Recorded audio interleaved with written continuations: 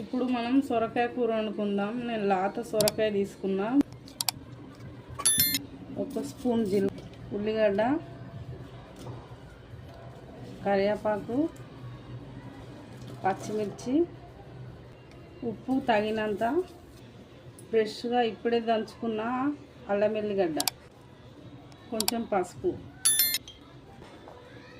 ఇప్పుడు సొరకాయ ముక్కలు వేసుకుంటున్నా. కొత్తిమీర, టమాటా.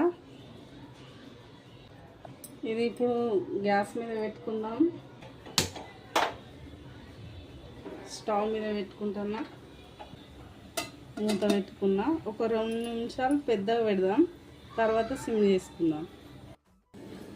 కూర ఉడికిందేమో చూద్దాం.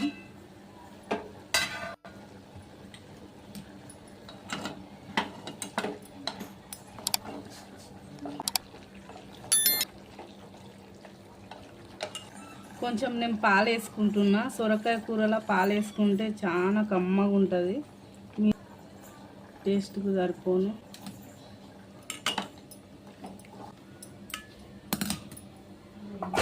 ఇప్పుడు ఒక 2-3 నిమిషాలు ఉడకనిద్దాం. సొరకాయ కూర రెడీ అయిందేమో చూద్దాం.